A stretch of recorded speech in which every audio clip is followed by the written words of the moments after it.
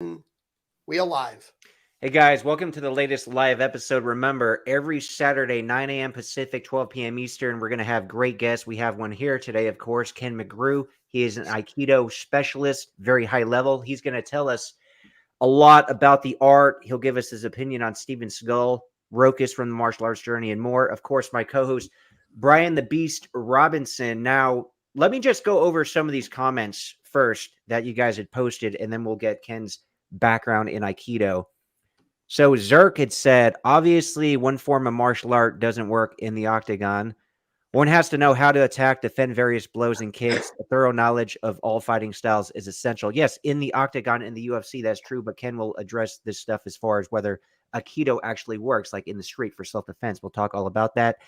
Cheng Fu said, it's not so much does the art work, it's the man that makes the artwork. You know, in the world of fighting, there's no this or that. It's just how confident you are should be good. There's a lot of truth to that, which we can unpack more. Janice said, funny, most people making fun of Aikido are people who don't understand any martial arts. That I actually agree with, or they have a very low understanding. One last comment, Acquiesce, and he's commented about Aikido quite a bit and actually does have some experience. He said, can't wait for this. And I think I am qualified to give my honest opinion after 25 years of hard study and traveling to Japan, especially to train at Seagal's Tenshin Dojo in Osaka. Well, keep commenting as this conversation progresses. Greg said, as long as Rokas isn't the face of Aikido, yeah, that's an issue, which we're going to talk about. One last comment from my buddy Antonio. He said, bro, Aikido can be effective in a real fight for several reasons. Redirecting force, versatility, joint locks, and non-aggressive philosophy, mental discipline. Antonio is a great guy. He is a great guy. Well, okay, let's jump into this. Ken, let's get your martial arts background. Did you actually start training in Aikido, or did you start with a different martial art? I started with a traditional style of Taekwondo and did about 3 years of that. And when I went away to college in New York City, my master instructor suggested that I try Aikido. I didn't know what Aikido was. I didn't even have a television at the time. So I hadn't seen any of Seagal's movies. But I went to watch a class and immediately was fascinated with what I was seeing. I didn't understand it all, but I could tell that it might have a different way of dealing with multiple attack situations, and which is the biggest challenge in most martial arts. And so I was immediately captivated by it and studied indirectly under Yamada Sensei. He's one of the first people to come to America to teach Aikido. And after that, I trained with some senior students of Satomi Sensei for many years. And that's where I did most of my training. My Nidan test and my Sandan test were both from Satomi Sensei. And recently was promoted to 4th Dan by John Stevens Sensei, who wrote a number of really good books about Aikido. Oh, nice. So did you continue doing your Taekwondo training, or did you get out of that completely and just focus on Aikido? I focused on Aikido, and after a while, your kicks, they atrophy if you don't train them. I really enjoyed Taekwondo. There's nothing wrong with it. Sure.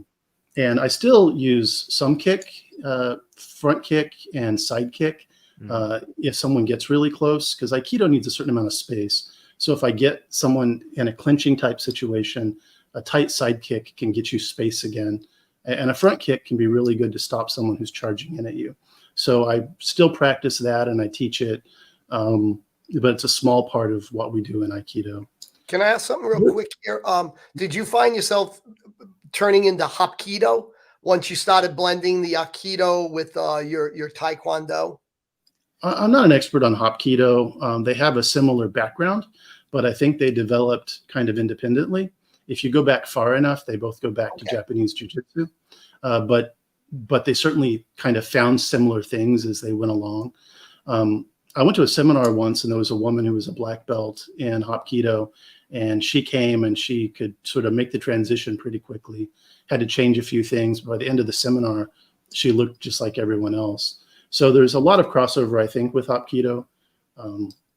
And there's so much variety in the Aikido world that, a lot of things might look more like Hapkido, or they might look different. And to someone who doesn't train Aikido, it may all look the same. but for someone who does train it, you see the differences right away. And there's always going to be stylistic differences and differences of opinion about a variety of things. But I'm very concerned about sort of certain fundamental misunderstandings about the art, but also some problems do exist in the art. It's just that the solutions that folks are putting forward, I think, take it in the wrong direction.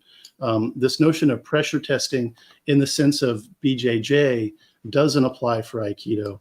Now, obviously, you need to be put under pressure. That's what randori is for in Aikido. But pressure testing in the sense that people use that term, like Rokas uses that term when he's pressure testing Aikido, and I have some videos we could look at. To me, it's just moving in exactly the wrong direction. People end up sort of trying to force a technique, and that's the opposite of the idea of Aikido. If something isn't working, you just change to something different. But you never try to force it. Sensei, the founder of Aikido, said that Aikido is the art of absolute non-resistance. And it was more than just fancy talk. He meant it quite literally. It's technical advice. When something isn't working, change. Sometimes that's called hinkawaza in Japanese martial arts. And in Aikido, it has a special name, which is called takimuso aiki, which comes from a religious speech he wrote because he was a really spiritual person. And there's different levels of takimuso aiki. And there's a particular type of takimuso aiki, which is what do you do when you encounter resistance? It's called oyohinka. Satomi Sensei has an entire video called Oyohinka, which you can easily find on YouTube. So for folks that are interested in what to do in Aikido when things aren't going well, if somebody doesn't, if they catch you, if they resist you, Oyohinka is the solution. Not trying to force the technique that's not working. It's like a four-wheel drive system in a car. And if a wheel is spinning, you don't want to keep spinning that wheel. You'll go to a different wheel. Do you mean like overly anticipating, like trying to anticipate the move and then you're trying to make a move happen that in reality, it's the wrong move. You're just anticipating. You're trying to make it work in your head against an opponent, like you're imagining yourself doing it. Then you try to apply it. Well, it could be the wrong decision that you've made. You could have miscalculated in a number of ways. But if someone's attacking you, even though clearly they shouldn't be doing that, they're human beings and they're clever. And if they're trained in anything, they may realize what you're doing. And so it becomes like a chess match, but it has to happen in real time. So with training, hopefully you'll get better at that. But it's a hard concept for people to wrap their heads around. And even folks who are high ranked in Aikido, sometimes I look at their videos, I listen to their commentaries when I visited different places around the world to train with folks. There's a lot of good Aikido out there, but a lot of people sort of lose sight of this idea and they fall into a mechanical way of thinking about techniques. We do this step, then we do that step, then we do this other step, and then we have the throw. And they don't think about the fundamentals of using the attacker's energy, and they're not thinking enough about flexibility and how they might respond. Everything's always going to be moving and dynamically evolving. If it's a self-defense situation, but even if it's not, if you practice boxing, no two punches are the same. They may be similar, but they're always a little different. And so that's just a fundamental thing that you have to keep in mind in Aikido. You have to keep it in mind in all martial arts, but in Aikido, it's very, very important because the idea of Aikido is using their energy, their attack, their trajectory, their strength to unbalance them against them, basically. It's interesting because we were talking earlier about the Philly shell, very similar concept and the Philly shell concept. Some people think it's a defensive position. We've talked about that's very interesting. Definitely. And it always goes back to the Philly show with Brian. Of course, he is this so close to Tim Witherspoon, the master. And, I got to train with Tim a little bit and, probably just got this much of the knowledge he has. And hopefully I'll get quite a bit more. But yeah, very cool stuff. Let's catch up to some comments real quick. Last Man Standing says, Salu, by the way, I know who this is, man. It's so crazy. This is a dude who I knew like in maybe eighth and ninth grade. I knew him for a little bit. Like we grew up in an army base in Fort Lewis, Washington. He disappeared one day, but he found me because of the YouTube channel, and like we reconnected over email. And funny enough, Brian, he actually lives in the Philadelphia area. So when I'm out there later this month, we got to hook up and, hang out with the guy. So what's up, yeah. Nick? What's up, Nick? Yeah. Long lost friend, man. Okay. Some other comments. Castle, he said, Rokas can't make MMA work. Obviously, his Aikido won't work. That's true. As much as I think Rokas is like a cool guy, he's a nice guy. The fact of the matter is, I don't think it really mattered what he trained in. He's just not a fighter. He's just not. Okay. Oh, Greg, he said Aikido Flow channel has good stuff. Hey, Ken, do you ever watch the Aikido Flow channel? I've watched some of the videos. Those are the guys out of the UK. Yeah. Yeah, I've watched some of it. I think that basically the things they're showing are reasonable. I don't think I agreed with all of it. It's been a while, but I think it was Aikido for sure. Yeah. They seem to be able to effectively make it work, and they got a nice channel, And I don't know if they kind of got away from just purely Aikido, but I think those guys, they get respect. Whereas, and we could talk about Rokas as far as the public perception, it seems to be they're all on board with Rokas. But let me ask you a quick question. When do you think Aikido actually started getting a bad reputation? It was well before Rokas, in my opinion. I mean, he might have like amplified it. When Aikido was first becoming known, people would go and see the founder, and they would go back before World War II. And it was called the Hell Dojo. It was in Tokyo. And that was when they were trying to figure things out. So he had a background in weapons, had a background in Japanese jiu-jitsu, but he was evolving it into this new art. And it was getting some reputation, but there was no television back then. So people would make pilgrimages to come and see him. And a lot of people would come and see and just thought it was fake. They couldn't believe it. So they would challenge the dojo to a fight.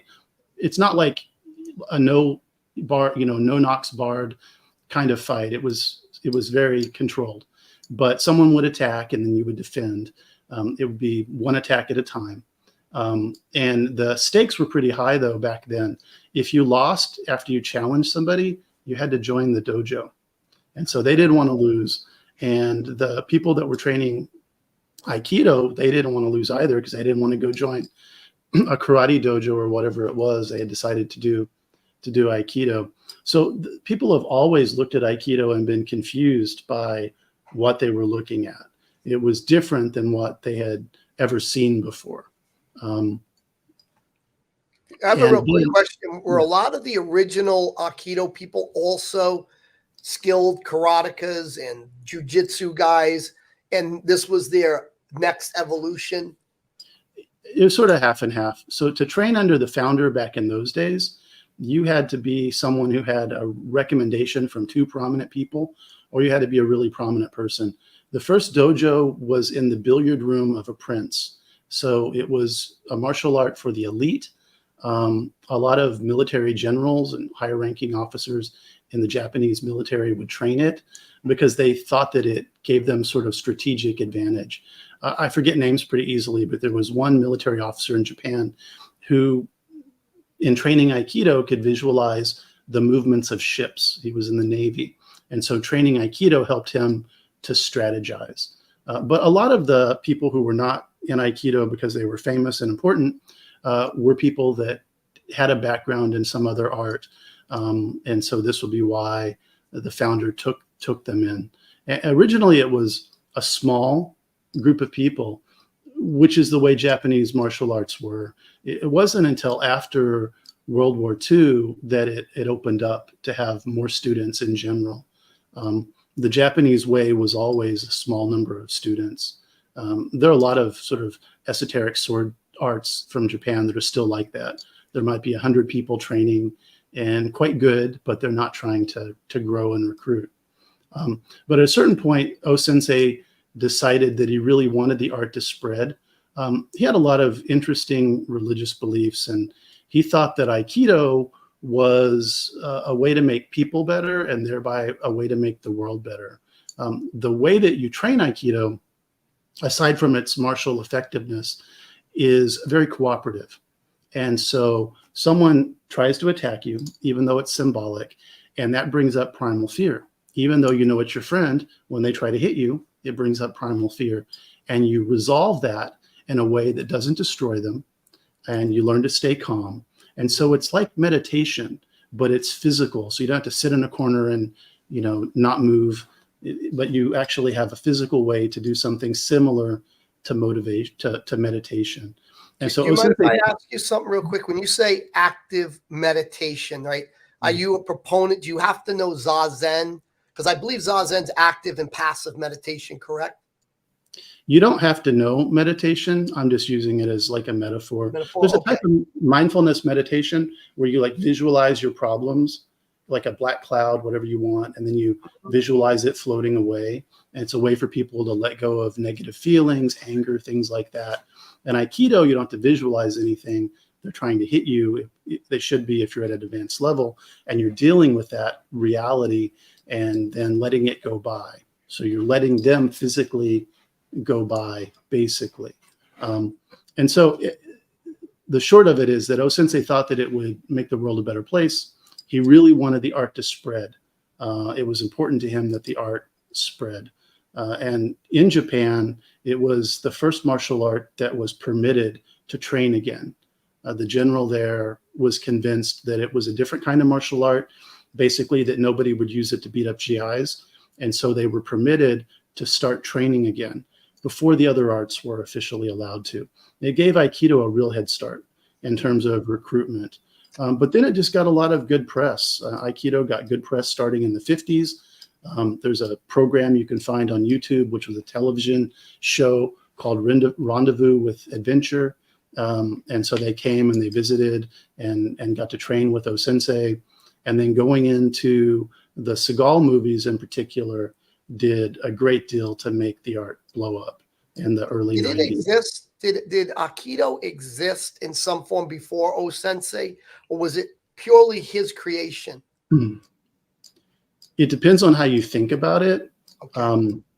And it depends on who you want to listen to. It was his creation in my view, but he didn't create it from whole cloth. He built upon what he had done before. So he built upon the Japanese jiu-jitsu, which he had done. He has a certificate, and he built upon Japanese weapons. To my mind, Aikido is a combination of Japanese jiu-jitsu, the timing and movement of Japanese weapons, and some of his spiritual ideas. Okay. And so as Japanese jiu-jitsu has some of the same techniques, like kotegashi, nikyo, same techniques, but they're not moving as much. It's a different kind of thing, and for different reasons. Japanese jiu-jitsu originally would have been for combat situations. You try to draw your sword and somebody grabs your hands, you can't draw your sword. You can do nikyo so that you can get your sword out. And so they wouldn't have been moving as much. They might have been wearing armor. There might have been lots of people around them, logs, potholes, dead people. And so it wasn't really so much of a movement-based art. But Aikido was very much a movement-based art. So I think O-sensei changed these things, and it's possibly trained some other arts. It depends on who you listen to. Some people say not very much. His son has written that he trained like 5 or 6 different martial arts to some extent. And he was becoming increasingly famous, and so I'm sure that he got to see a lot of things and meet a lot of people. And he might not have trained every art, but when you're at a really high level, you can look at an art and you can pick things from it, even if you don't train it. So I think there was a lot of cross-pollination in the development of Aikido. And Aikido was being developed over a period of many years, and it was a committee system. They were working things out. A lot of people don't know that O-sensei, the founder of Aikido, was really close to the founder of Judo. So the earliest video footage we have of Aikido, at least I think it's the earliest, was a demonstration that was done before the war. And you can find it on YouTube very easily. And O-sensei is on stage in a black gi, and there's another person on stage in a black gi. That's the founder of Judo. And then he's doing this demonstration of this developing art, which at the time wasn't even called Aikido. But there was a lot of cross-pollination once they found each other between Judo and Aikido, which to me is a sort of a source of irony, because so much of the hating of Aikido comes from the BJJ world. And not all BJJ folks hate Aikido, but many do. And many fans of BJJ think Aikido is not legitimate. They don't understand BJJ comes from Judo, and Judo comes in part from Aikido. There was a great deal of sharing between those two men. The founder of Judo was really impressed with Aikido. He sent his senior students to train with O-sensei. But he had already started Judo, and his reasons for Judo were different. It wasn't to be a combat art. It was to be a way to get exercise for people. It was a physical practice that spread really far within Japan. And it was a competitive art for people to train. And so he had a different sort of purpose. I can't remember exactly how it was phrased, but at one point when O-sensei saw Judo, he said, "What is this, Budo? Like, what is it you're doing?" Kind of skeptically talking about it. And the founder of Judo explained to him, well, it's not really a Budo. It's more of a physical activity. It's a sport. Okay. By the way, that Aqueous guy who studied Aikido for 25 years is blowing up the comment section. He is not a fan of Aikido. Maybe we could even get you and him on a future debate, because your experience and thoughts are quite different. One thing I want to mention about Steven Seagal, I would think O-sensei would be very proud of Steven Seagal, because if O-sensei wanted to get Aikido like more known, there's no better way martial arts really got known outside, from movies like Kung Fu because of Bruce Lee, Jeet Kune Do obviously, and then karate because of Van Damme. But like everybody knows or heard of Aikido specifically because of Steven Seagal. I mean, I know you said you started training Aikido before you ever seen Seagal movies, but for the vast majority of people, exploded on the scene in the 80s and throughout the 90s. And I was doing Taekwondo at the time, but I was like turned on by that. I was like, man, this is so different, but so cool. It wasn't as popular though, because they didn't have like an Aikido dojo where I was at, so I stuck with Taekwondo. But I think O-sensei would be proud for Seagal really kind of blowing up Aikido. Well, I know that he was treated with a lot of respect by the headquarters in Japan, but not just because of his movies. He had a legitimate background. His teacher was a very legitimate student of O-sensei. And if you go find videos of Seagal's teacher, you can see that he learned a lot of it from his teacher. I'm sure he came up with some things on his own. His teacher wasn't big like him, but a lot of his signature ways of doing certain techniques, you see it in his teacher. So I don't know what O-sensei would think. On the one hand, he'd be pleased that it was spread so well and that it was in the movies. I think that'd be fine. I think he'd probably say to Seagal, did it have to be so violent? Because he was a very spiritual person. There's stories of some of the students, they'd be living in the dojo. They were professional. They were learning to be professional Aikido teachers. So they'd be living at the dojo, and sometimes they'd sneak out and go test their abilities against other people out in the middle of the night. And one time they came home and O-sensei was furious and beat them because he didn't want them doing that sort of thing with Aikido. Aikido was meant to be for making the world a better place, making better people, not for fighting. There's an idea that in most of the Japanese martial arts that you shouldn't teach things to people that might go out and use it for bad reasons. Even before Aikido, this is a sort of common thread. So if you join a sword ryu, for example, in Japan, you're not allowed to teach it until you have an official certificate, which means you've mastered the whole curriculum. They were always very concerned about it being used for bad purposes in the community. You know what's interesting though? So Seagal, because he became a lot more spiritual around the time that Glimmerman came out, he didn't even want to be violent and do the martial arts in that movie. And even his character kind of talks about that, like, oh, I can't fight. He tells that to the Wayans dude. And Warner Brothers wasn't happy though. They're like, Yeah, you got to fight, dude. That's why people are watching the movies. So, but he tried to get away from the violence, funny enough. But like we all tuned in because we want to see him kicking ass and breaking bones. I think that O-sensei would say you could fight, but you don't have to break their bones. They don't have to die. I think that would be the point at which he was upset. Okay. O-sensei said a lot of things that sound very, very beautiful. And I don't speak Japanese, but it's my understanding that a lot gets lost in the translation into the Western mind. So my understanding of it from my teachers is that O-sensei wasn't saying we should all be pacifists. He was basically saying we shouldn't kill. We shouldn't hurt people more than we have to.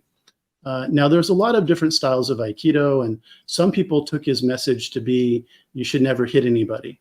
Aikido should always be very gentle. And it's fine that they believe that, but I just think that's historically wrong. And that's where the bad rap probably came. The bad reputation stemmed from that. Some of those folks can be really good, though. If you can do Aikido without what we call a temi, then you're really good. So maybe not. I think the bad reputation in Aikido started with the popularity of MMA. I mean, there was a time early in MMA when they were saying karate is a joke and karate will never work and nobody could ever win a fight with a kick in MMA, if you can remember back that far. And then Lyoto Machida literally does the Karate Kid move.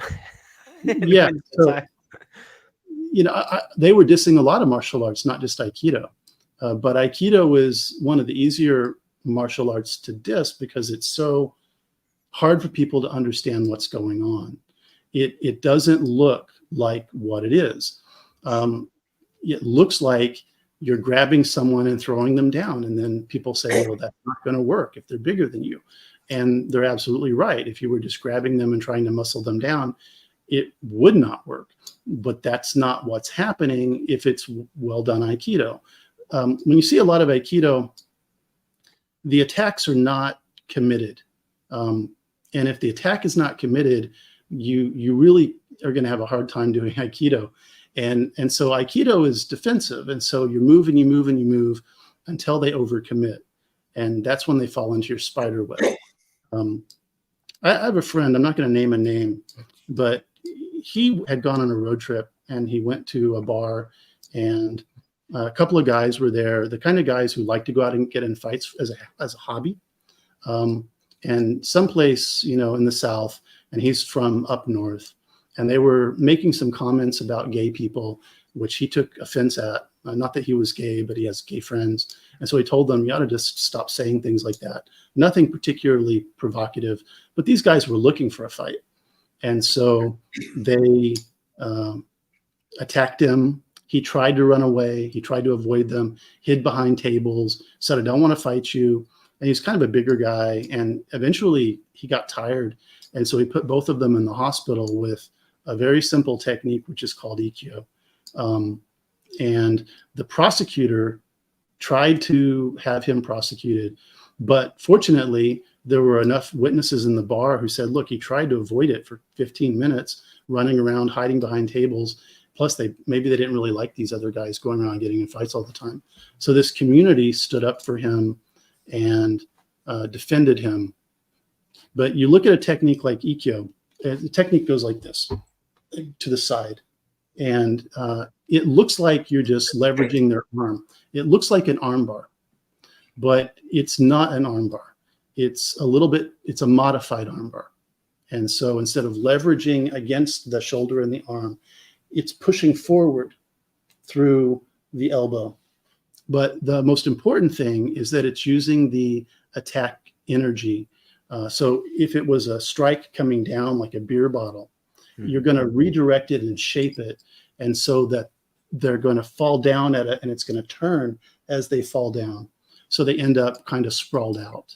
And one of the videos I sent you, Rokas and a couple of BJJ instructors were talking about how Aikido can never work. And one of the things they said is that you can never get somebody sprawled out in front of you like that.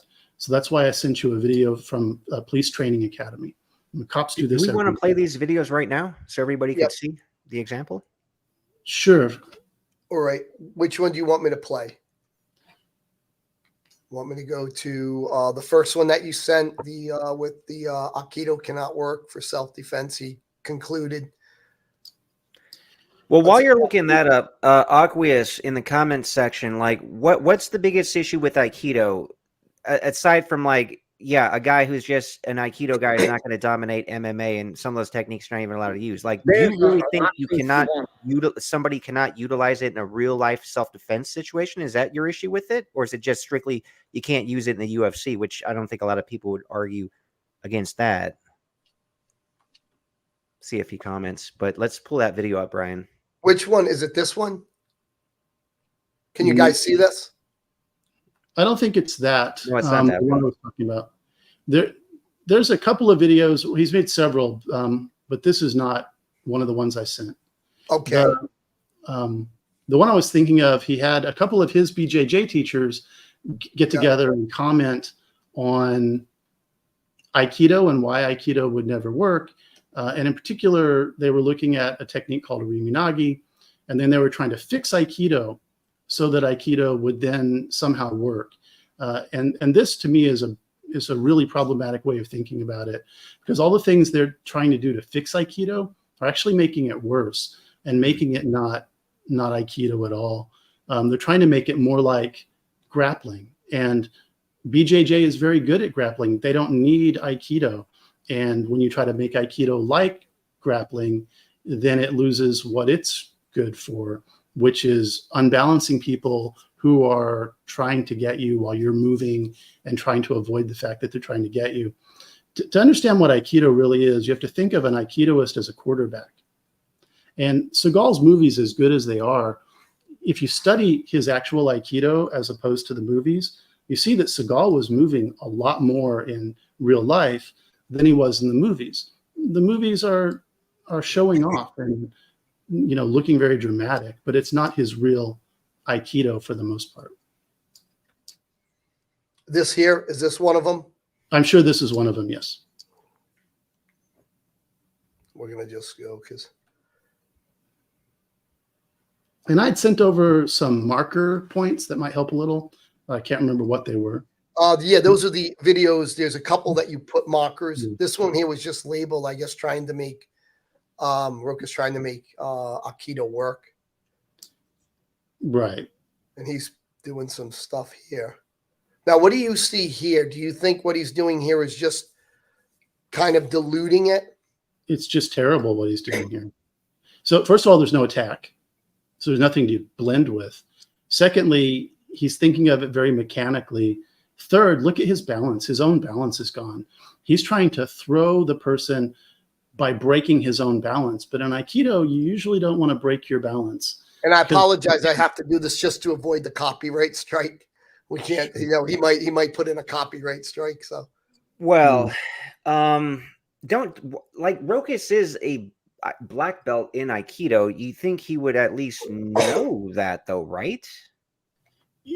So in those videos I sent where he's hanging out with these other instructors, he's often saying things like, I never heard that in Aikido. I never learned that. It's amazing. Why didn't anybody teach me these things? And the things he's saying he never learned, everybody in Aikido did learn. This is what I find so confusing. he missed class that day. It's really kind of astonishing to me, some of the things he says he was never taught. So there's a video I sent you. He went to learn from a wrestler, just Greco wrestling. And the wrestler was probably really good, but Rokas presented Aikido in a certain way. And then the wrestler said, well, that's not going to work. Let's change it and make it better. But the way he presented it was wrong. And so the solution was wrong as well. And the first thing that he did wrong was he didn't control the distance. In Aikido, you have to control the ma'ai. And so I had sent over the video that we pulled up before of Seagal Sensei, kind of giving a quick introduction of what is Aikido on Russian TV. And it's a very good, the quality of the audio wasn't that good, but Seagal's a very good teacher. It's a very quick and effective introduction to what is Aikido. And he says, first, we control the ma'ai, the distance from the attacker. And that will be true in every art. But in Aikido, the distance is kind of far, just like in Taekwondo, it's kind of far because it's kicking range in Taekwondo. In Aikido, you want to have a little bit more range because you want to make them close that range at a way that's disadvantaged to them. You want them to lunge. You want to bait them into lunging. So you don't want to let them weight in on you. If you let a wrestler weight in on you, of course, they're going to take you to the ground. And if they're a better wrestler than you, they're going to submit you, choke you out. Don't let them get that close to you in Aikido. That's the first problem. Mm-hmm. The second problem is Aikido works when there's a committed attack. It doesn't work against something that's not committed. You need momentum. Just like in boxing, somebody throws a really committed attack, you slip it, they don't expect that, and then you counterpunch and you get the knockout. You need that committed attack for Aikido in most circumstances to work the way it's designed to work. Is this the one you were talking about here? No, this is someone who, like Rokas, is trying to fix Aikido by what they call pressure testing it. And but what they mean by pressure testing it is basically forcing the techniques to work against somebody who doesn't want the technique. We could watch this. This is fine. Yeah, that's Lenny Sly, right? Yeah, this is Lenny. He blended it with Wing Chun too, I think. So it kind of looks a little bit like Jeet Kune Do a little bit, actually. So if we back that up just a little bit, and in this particular video, he was trying to teach Rokas, even though they agree about the pressure testing, he was trying to teach Rokas the concept of Hinkawaza, changing.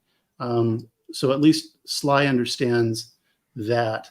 So I'm looking at this, and this is not an attack in the real world that I worry about as an Aikidoist, because I'm not getting in fights. Trying to get advantage with the grip so that I can then do grappling is not something that is going to happen. Someone's trying to attack me. I'm trying to evade. I'm not worried about someone grabbing my hands. And so I don't understand the way he's setting it up, but he's setting it up. I mean, I know that happens in competitions. So I look at a lot of this, and I think they're looking at the world through the lens of a BJJ match. They're not looking at it through the lens of someone attacked me on the street and I just want to survive. And that's what Aikido is about. There's a video that I sent, and it's a little distasteful, but it's really kind of makes the point. There was a BJJ fighter, MMA fighter, trained by the Gracies in Brazil. Sadly, he's dead now. He got killed in a knife fight. He was always getting in fights. He was apparently a little unstable. But there's a video of him at a gas station, and he was disrespecting these two women there. And he was clearly in the wrong. And her family came to her defense. Her brothers were there.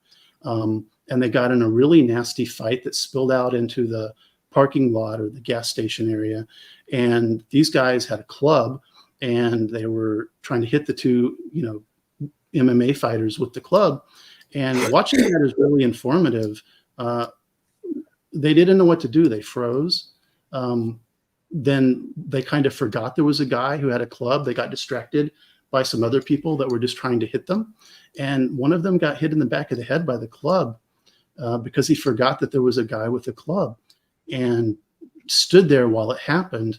I mean, somebody fairly junior in Aikido would know better than to do that. They would instinctively be trying to get away. They'd be moving. They'd be seeing everything that was happening. They'd be particularly worried about somebody with a weapon, and they'd be prepared for overhead strikes. I follow a lot of the criticisms of Aikido, and like you said, a lot of these folks don't know martial arts, but a lot of them do. And a lot of people say this is a outdated attack. This will never happen. This is how the first primitive human killed somebody. This is instinctual. It happens all the time. If you Google beer bottle attack, people are getting hurt with beer bottles and weapons in overhead type strikes all the time. It's very common. And that video, shows what that's like. It's pretty ugly. It's graphic. But these are two professional MMA fighters, and one of them had a really good record. And he didn't have a tool set to deal with this situation of multiple attackers and weapons. And doing Aikido doesn't make you invincible, but it's designed for that situation. If they had done some Aikido, they would have had a much better chance of getting out of there without getting hurt so seriously. But it's not like you're going to beat people up and be victorious. You're going to dodge and weave and try not to get hit. And when you see an opening, you take it. But if you try to make the opening, if you try to make the technique work, the guy's friends are going to kill you. It's too slow. Trying to force a technique in a group attack situation is suicidal. You have to dispatch each person in a half a second. And if you take longer than that, they're all going to be on you. And Let me ask you a all question about that. When you talk about that, are you talking about Mushin, knowing hand? Like they talk about that a lot. I think in a lot of the different karate and jujitsu, it's just your hand automatically responds to what the action is rather than intellectual. The hand is reacting to what the opponent is doing. No, I'm saying don't stand there and get hit in the top of the head with a club. Move.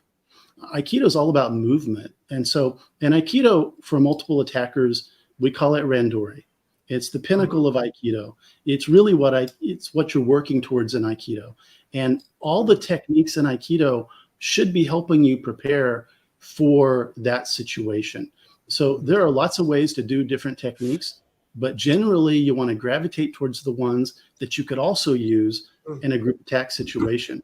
There are a lot of things you can do when it's just one person, but you always have to be worried in Aikido about whether it's a group attack situation or not. That's what we're thinking about. And so moving and like a quarterback and not just getting gotten.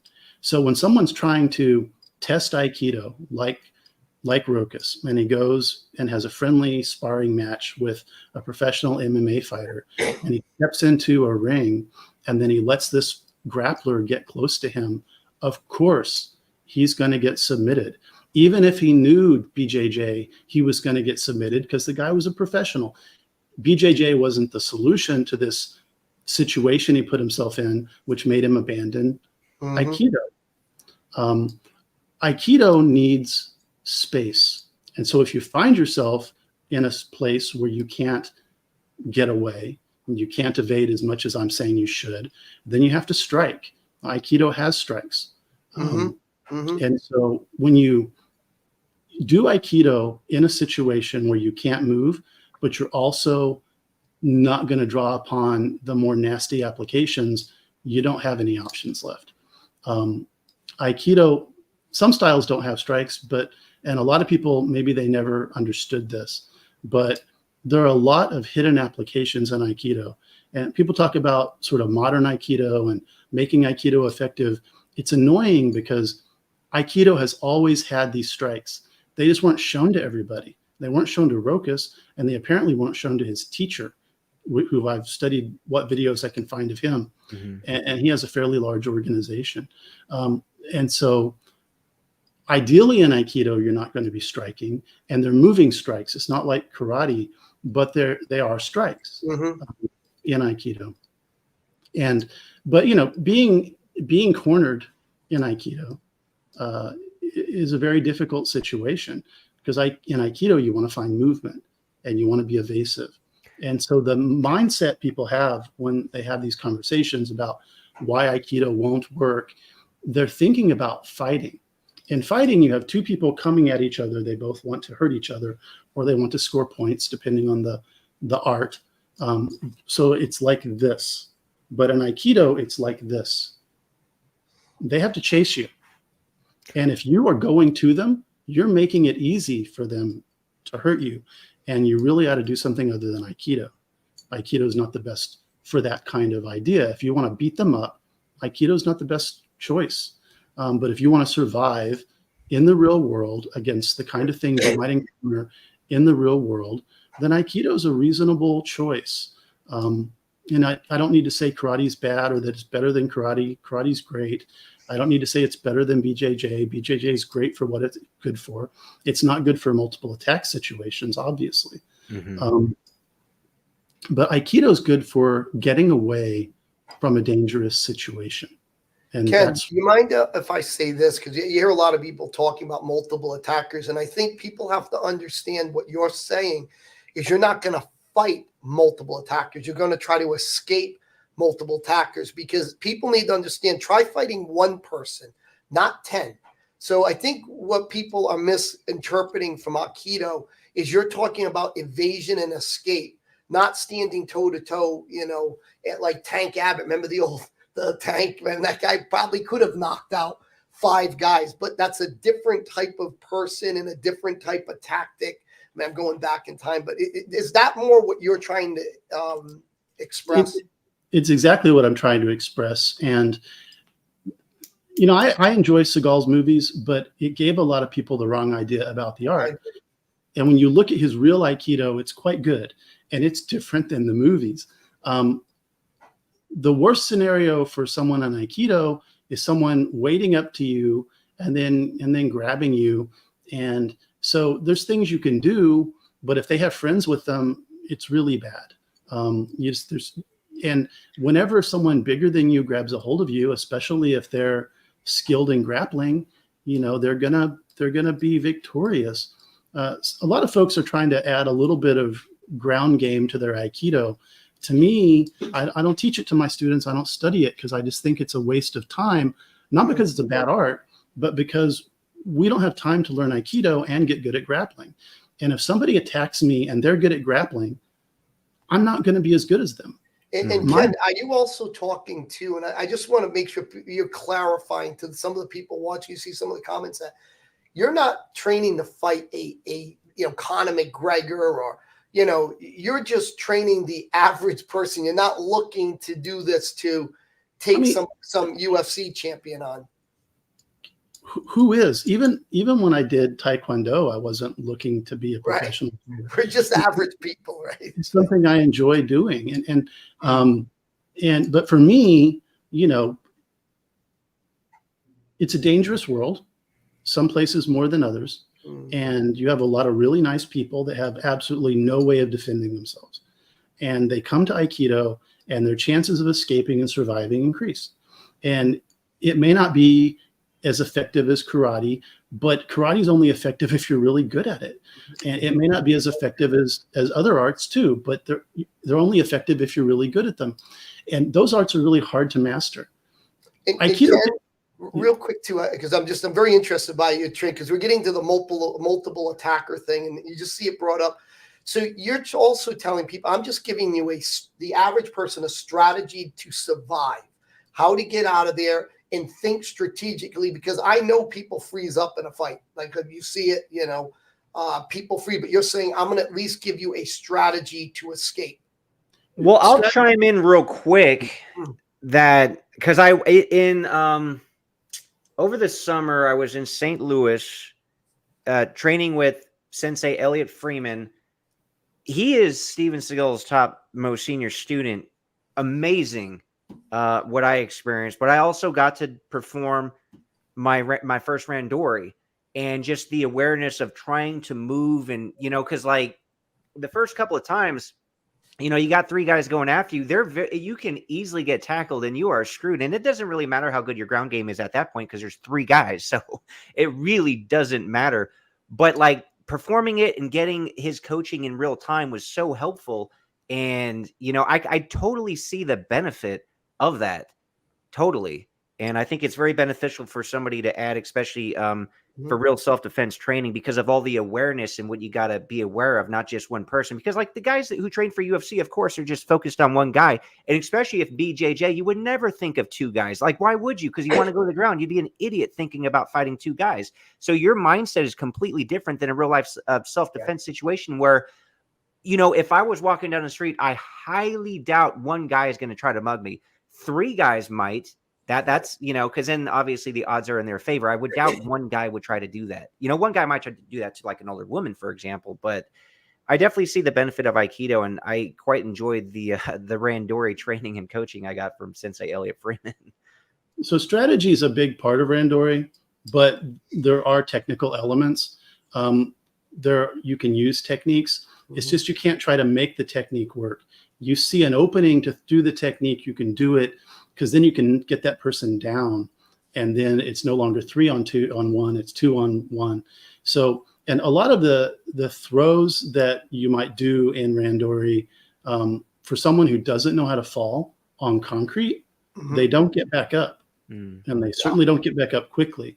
And these are very simple. Once you know them, they're simple movements. Can I ask you real quick? When you say you don't try to make the move, I'm very interested by what you mean by the you don't make the technique work. You can't try to make it work. What do you mean by that? Well, I would say that's true in all situations, but in Randori in particular, there's no time. If you get it in your mind, you want to do a particular technique, and you see that you can do that technique with this one person, you're forgetting the other attackers. By the time you pull that technique off, you may be on the ground being kicked by 2 other people. There's just, when you train Randori, you'll understand or you just watch some videos, there's no time. Are you talking about reaction? Like your training is simply to react. Like when this happens, you've trained it enough. I'm just reacting to the energy the opponent's throwing at me. I mean, you have enough time to strategize. I see an opening. You have enough time to strategize. I want to try to move to this position other than that position because it'll line up these people in a way that's advantageous to me. It's very much like being a quarterback. The quarterback figures out what's the opening he has to move down the field. And that's always changing, so he has to adjust. But he looks at the field and he quickly makes a determination as to what he thinks might work in that given situation. And so certainly you're training to respond instinctively over time. But I'm just talking in general about Aikido, what Aikido is for, how it works, and how it doesn't work. And all the hating on Aikido is really annoying because Aikido is a big curriculum.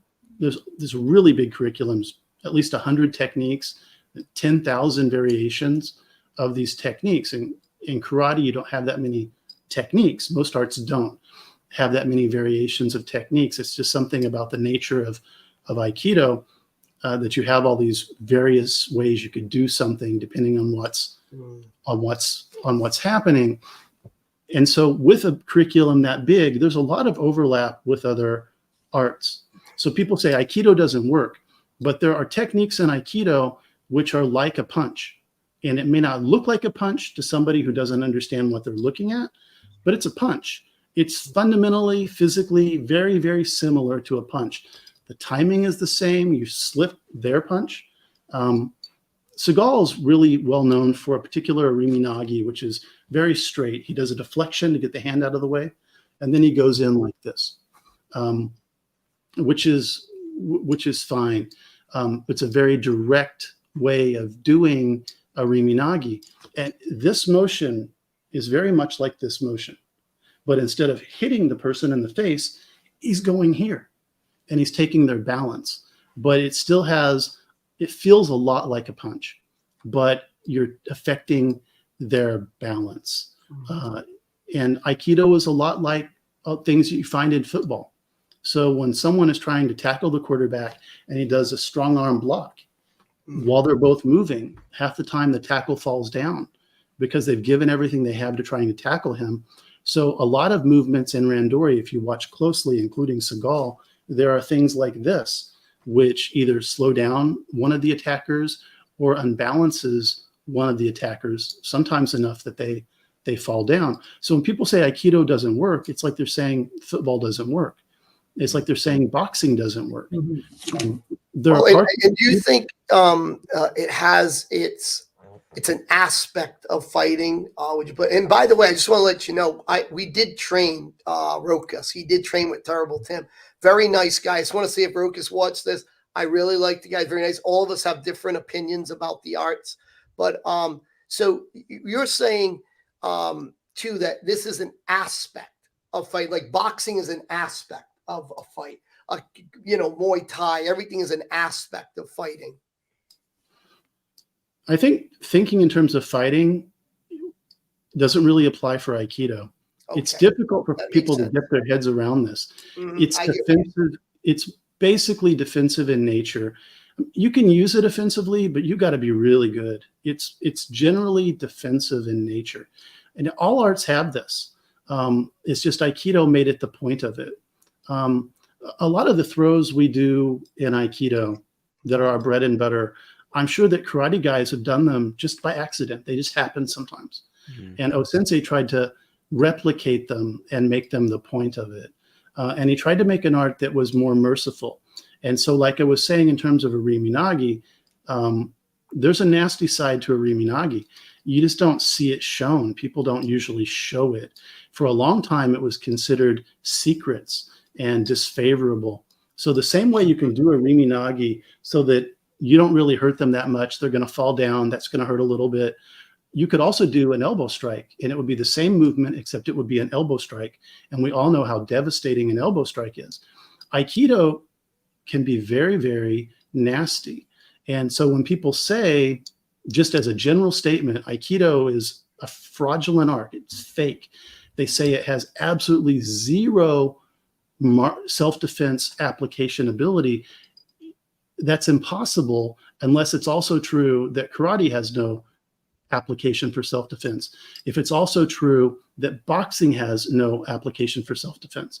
The reason I say that is that there's crossover. It's not from boxing, but there are things in Aikido that are like boxing.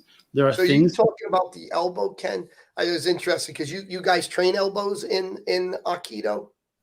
Not all styles do. Okay. But under Seagal they did, and under one of my teachers, Satomi Sensei, he showed elbows quite a bit, even on his videos. Can I ask you about that real quick? Is that, now I've seen something called, now I'm not an expert on Aikido, Eki Jiu-Jitsu or something. Is that more of what Seagal is? I heard something about that.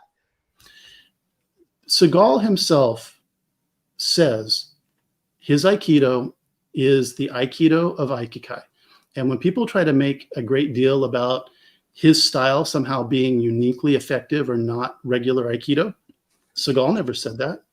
He is a legitimate teacher out of Aikikai lineage. When they had these really big meetings and like they would showcase Aikido on TV, Seagal was invited. He's doing Aikido in the Aikikai style, and it's a little more direct, and he shows more of the hidden applications. I forget names, but he went on some of these guys that also are in the universe with Rokas. One of them is a karate guy, and they went and visited Seagal. Jesse Camp. That was an amazing episode, two-parter. Yeah. And so if you listen carefully, one of the things Seagal says in there is, we didn't used to show these things to everybody. I'm showing you some things. These are hidden applications. In a really bad situation, Aikido may not work if you don't know the hidden applications. And a lot of people never learned them. And a lot of people wouldn't have the stomach for them. But when you look at Rokas and his Aikido, and you compare it to other Aikido, he's going through the motions of doing Aikido, but there's not nearly enough energy there. And I keep going back to a riminagi because I just used it as the theme. When you see him teaching a riminagi to these BJJ instructors, when you see him doing his earlier videos teaching a riminagi or any other technique for that matter, there's nothing there. He goes like this, and then they fall down. And a riminagi in all Aikido requires a lot of oomph. It's not force, it's using their energy, but you're adding to it, and you're moving in a really decisive manner. So a riminagi should have especially the straight in entering version, it should feel like a punch.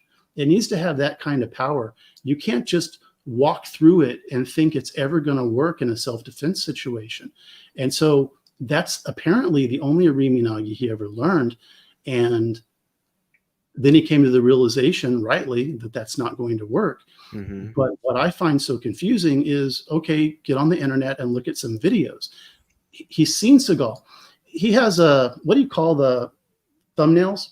So I sent you the thumbnail. He did a comparison recently, and in the thumbnail has a picture of Seagal doing a riminagi, has a picture of him doing a riminagi. And under Seagal, it says fake, and under him, it says real. And he has that exactly backwards. And and so I know you've met him, and he seems like a nice guy, but to me, he's not a nice guy. I get hate mail. I get challenges to fights just because I'm teaching Aikido for free to some folks. Like, there is a type of person who looks for someone to attack. Rokas makes videos saying Aikido is a cult, not just his teacher, all Aikido is a cult, and that people like me are defrauding people. So I get threats of violence because deranged people think I'm a con artist because I'm teaching Aikido. And Rokas is a big part of that.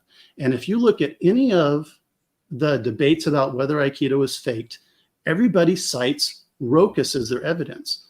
He is the living proof that Aikido is a fake martial artist because he's a master of Aikido, and he came to the realization that Aikido is a fake martial art.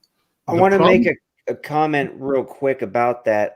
Well, first of all, just the internet. There are deranged people. I have somebody challenging me to a fight because I defend Steven Seagal. It's like, okay. And I'll continue to defend him, by the way. Anyway, Rokas, what I will give him credit for, because I know he probably feels guilty and there's been a lot of backlash. I had Remy, he's an Aikido master. He's got his own dojo in Norway. Talked to him, I think, a year or two ago about the whole Rokas situation because it has negatively affected the perception of Aikido and could even cost, guys like you with dojos losing students. So I think the way Rokas addressed it, from what I can tell, he recently rebranded his channel. It's not just Martial Arts Journey, it's Martial Arts Journey with Rokas, because I think he wants people to think, look, this is just my specific journey. And I don't want you to think just because Aikido didn't work for me, that it's not going to work for anybody. So I think he's trying to kind of pivot away a little bit from maybe feeling guilty that he did tarnish the reputation of Aikido. So that video I mentioned, it's new, and that thumbnail is new. And Seagal is fake and he's real. And so I think that he wants to have it both ways. But I think he's been, very negative influence in the world for Aikido. And if you look at the video I sent you of his Sandan test, and if you look at videos of his teacher, then you'll understand that they're on the far side of a continuum of Aikido, which is not at all focused on self-defense. And somehow, because he said, I'm a representative of Aikido, I'm a master, he always calls himself a master, the world looks at him as being what Aikido is. But his teacher and his Aikido, from what I've studied quite carefully, watching all the videos, was more of a health style, but never a self-defense style of Aikido. And if you look at his Nidan test, which he still has up, he took down his Sandan test, but someone else put it back up. They're literally incorporating interpretive dance into their Aikido. Yeah. It reminds me of what happened with the American Karate Association or Federation. They work breakdance into their forms, and I've seen people juggling samurai swords. It became very, very watered down at a certain point. And this started as a very serious organization for American karate. And it became, more about money. They're sponsored by Paul Mitchell hair products. And so I look at sort of what's happening in the Aikido world in a similar way. And Rokas' teacher and Rokas, they're just part of a larger problem of sort of the atrophy of Aikido, in my view, in a lot of circles. There's a lot of good Aikido out there, but a lot of Aikido not very good anymore. And you look at some of the folks, if you can find videos when they were younger, because people weren't making videos. It was hard to make videos, but had smartphones. But sure. A lot of these folks who were doing Aikido, which we would look at and say, oh, that's ridiculous. There's no energy. There's no real intention. That would never work. If you were to see them when they were younger, they might have been quite good. As people get older and they can't really do what they used to do, instead of saying, do it the way do what I say, but not what I do. I'm an old man now. I can't do what I used to do. They say, no, it's better what I'm doing now. And so there's been a tendency in Aikido circles to gravitate towards being able to throw, at least in their minds, with very little energy, very little effort. Can I ask you a question about where you're kind of going with this? And I just want to put this kind of out. So if somebody is teaching Aikido, and let's say they've never had a fight, like not even an eighth of anything, like, do you think their mind may be impractical for a situation where somebody's going to get, and they kind of water the art down, they modify it in a way that they feel could be effective, but in reality, what they're doing is watering it away from, I mean, I think this has happened in Kung Fu, where Kung Fu has become so watered and just flowery, and its original practical application kind of is diminished. Is that something too you think could be affecting Aikido? I don't think it's primarily because the average Aikido practitioner, of course, is a very nice person who probably never got in fights. Now there's exceptions, but generally people who gravitate towards Aikido like the philosophy. They're not getting in fights. They may not have had those experiences, but they may also be people that were victimized and did experience violence. Right. And so they wanted a way to protect themselves, but they didn't want to do something like karate or boxing. So obviously, if someone's experienced violence, then they'll have an understanding of how serious it is, how ugly it is, the adrenaline, the fear. But I don't think it's the case that if you haven't had that experience, you couldn't be good at a martial art. Most people have never been in a fight. So I'm asking you, Ken, do you think could be where it kind of people stop moving way away from the true application? So when people are teaching it, you're seeing something, you say, well, that's not at all what the technique is supposed to be. They're pulling it away from its original intent. And could that be some of the reasoning, you think? When people look at Aikido who don't know Aikido, they can't tell the difference between good Aikido and bad. Mm-hmm. If we go on the internet and we find the son and the grandson and now the great-grandson of the founder of Aikido, when we watch videos of them doing Aikido, when Rokas gets together with those BJJ instructors, they tear down videos of Doshu, the grandson of O-sensei, and they talk about how terrible it is. But it's really quite good. I'm not saying that all Aikido is bad. There's really good Aikido out there, but people can't tell the difference, and it's very difficult. But some things are so bad, it's obviously fake, and that is a problem in my opinion.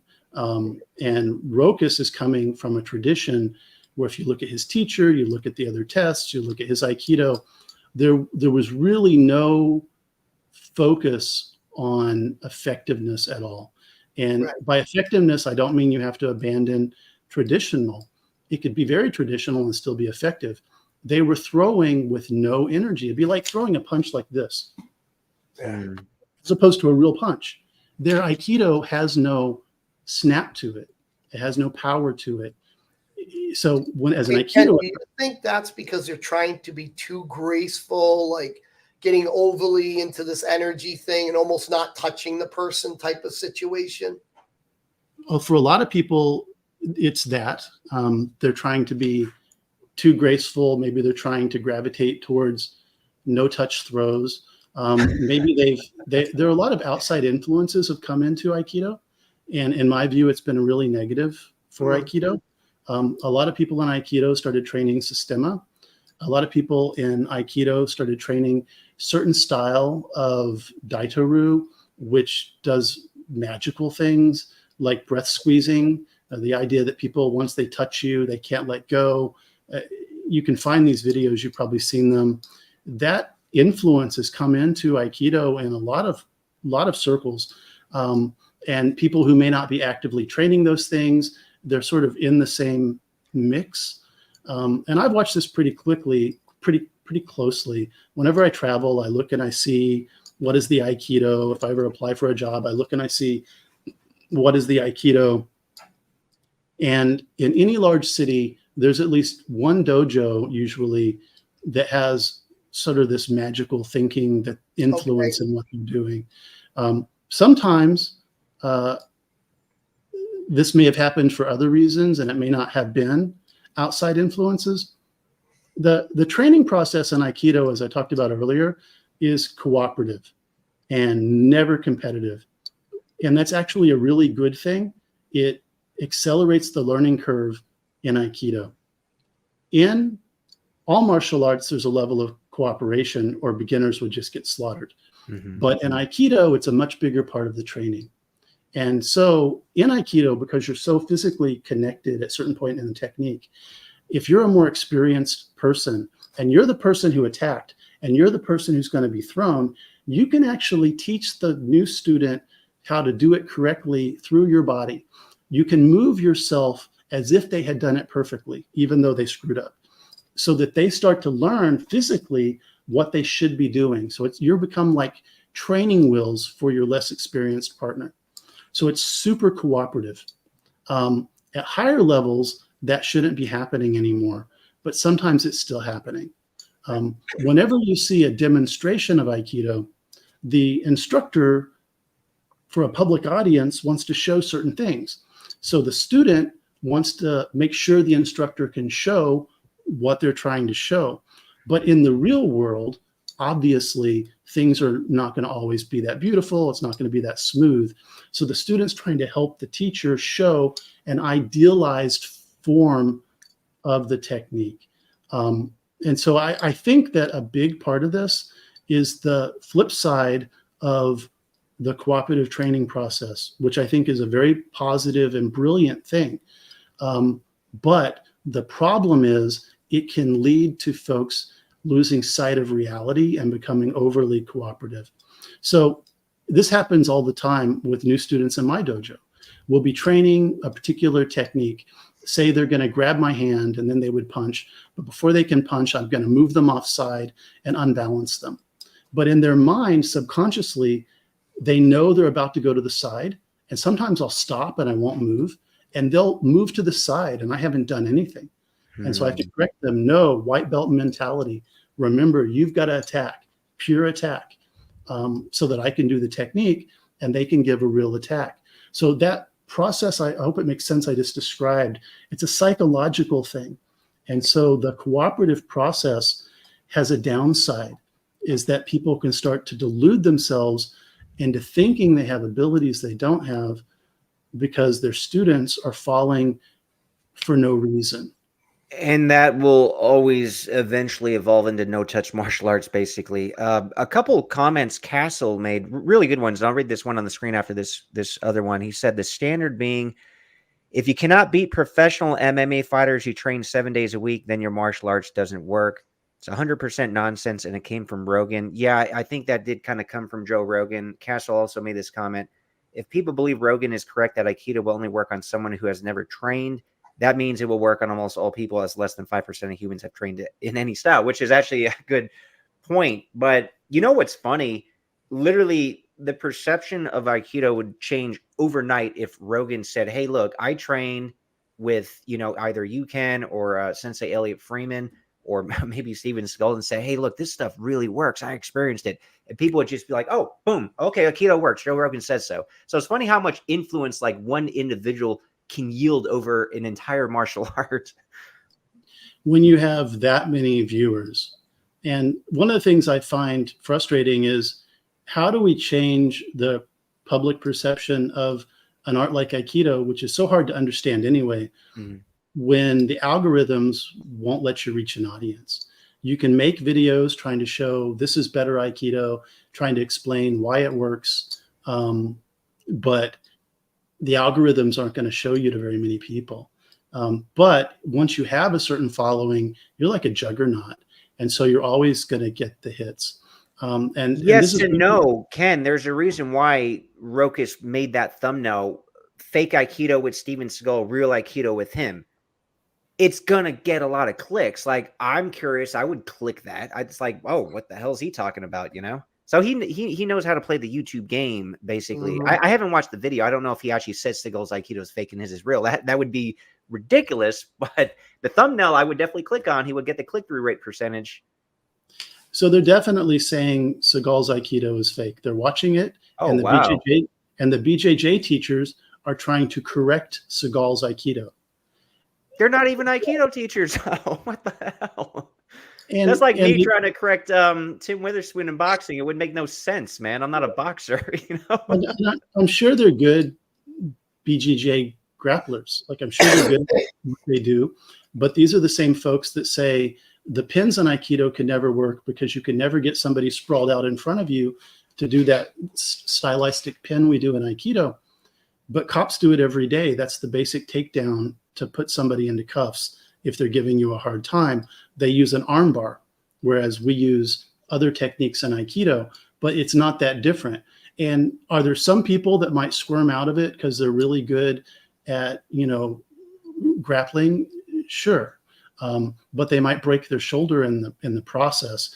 A lot of things are just hidden applications. So I don't know if you've ever seen the basic pin in Aikido. I know you did a little Aikido, but a lot of folks do it, and they may not show you that the real pin, you put your body weight on the shoulder. And if the person was really a real attacker in the real world, put your body weight on their neck. And you have to be careful with that because people die from that accidentally. These pins are not a joke. And, they come from a long tradition of other martial arts that found their way into Aikido. But people look at them and they say it would never work. Two of the grandsons of the Gracies made a video on knife defense, and all from a BJJ perspective. How do you do knife defense? And it's a really bad idea. Basically, they're saying grab the knife hand and then kind of wrestle them to the ground because they're good at grappling. Aikido has much better responses for situations like that.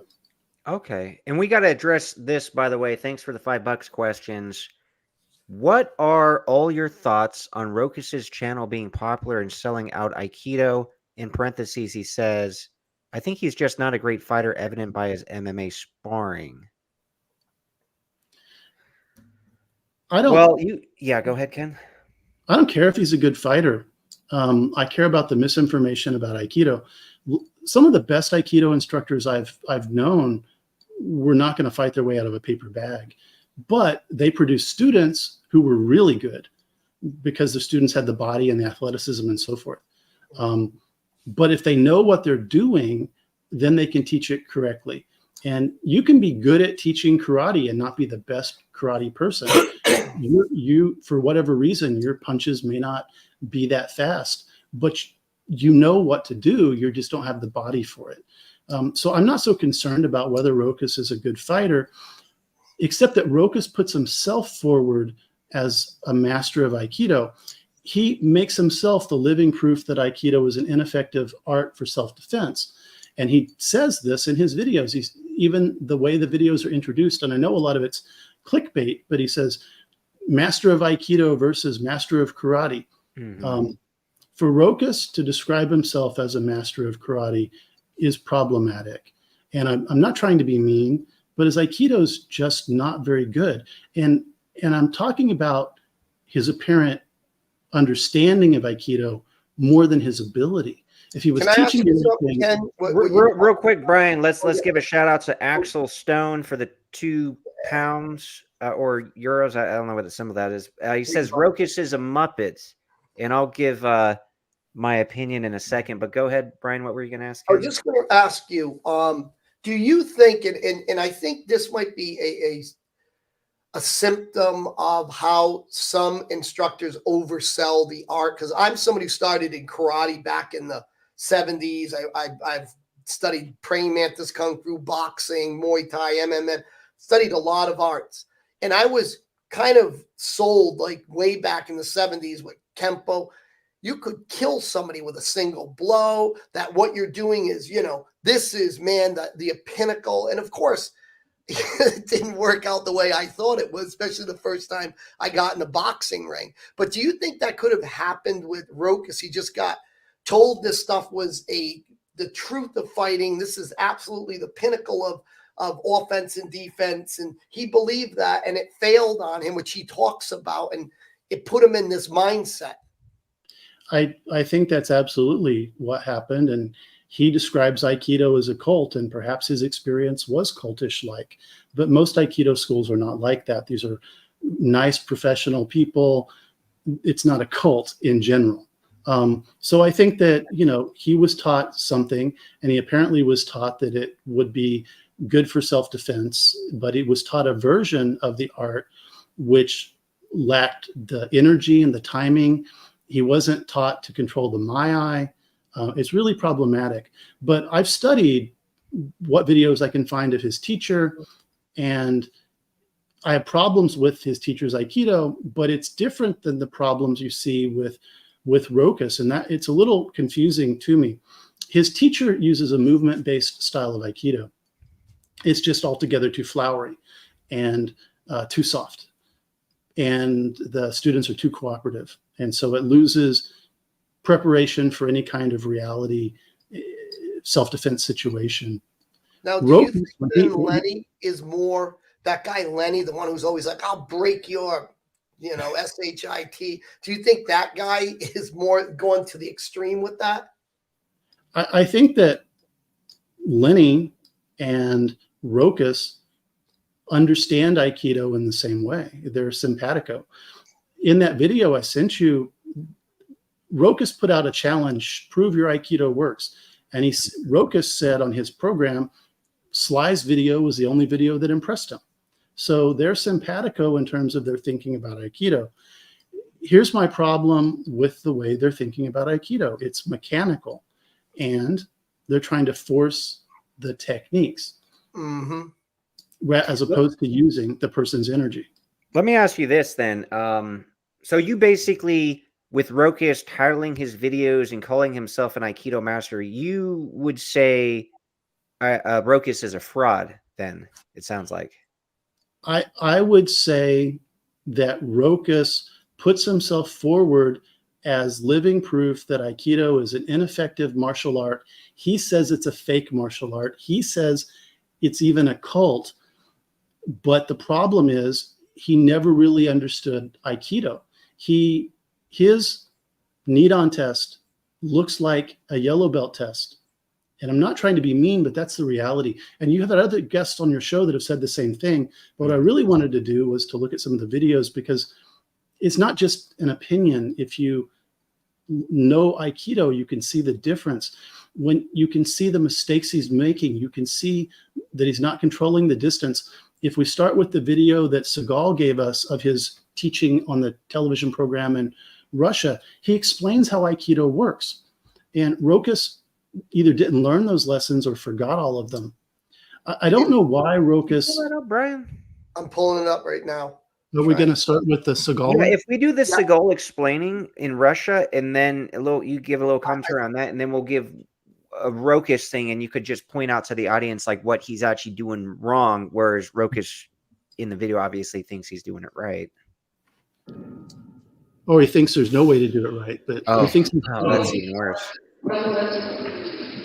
So this is a long video. If we find the right cue, it'll just be easier, because Seagal says he was frustrated with this translator, so they did it again. There's a second version later in the video, which so was there's a timestamp in here.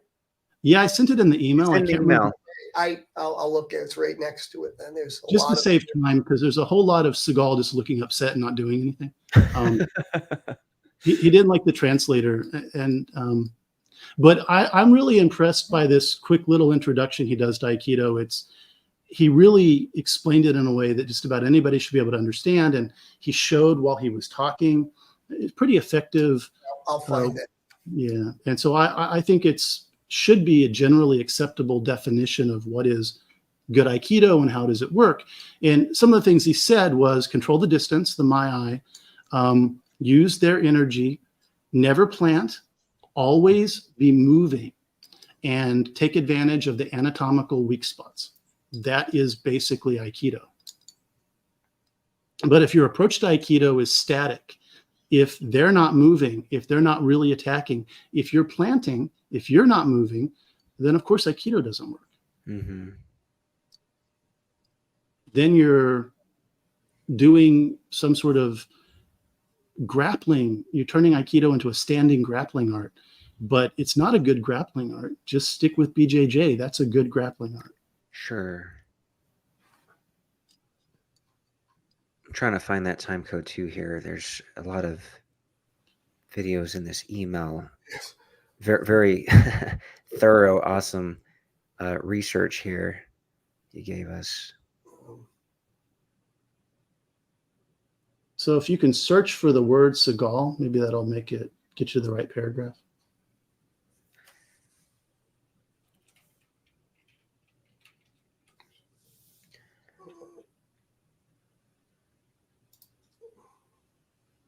Oh, okay, here it is. Hang on. Oh, starting at 10 seconds and then again at 3:10. So maybe we could just, I mean, 3:10 is probably better. Is that you the wanna jump video to I had 3:10. pulled up?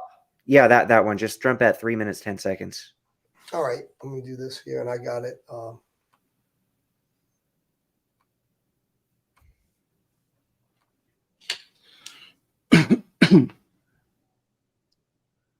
right.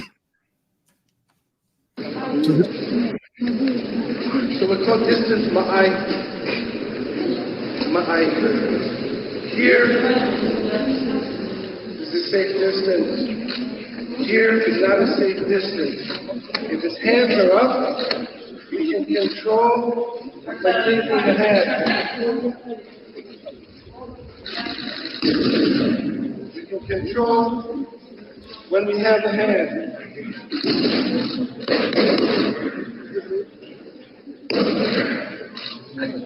If we are too close, it becomes dangerous. Too far, you can't do nothing. This is the bad place to be. This is the good place to be. You always want to be here, side of the back. Here, it's dangerous. You have to take your technique quick. All right, so I think the thing in Aikido is that I was trying to explain earlier is we don't stop, we don't blend, we don't fight, we harmonize. Every time he attacks, we blend. Blend. Quando başta sekiyorsa sayı sonuçta yaptıklarına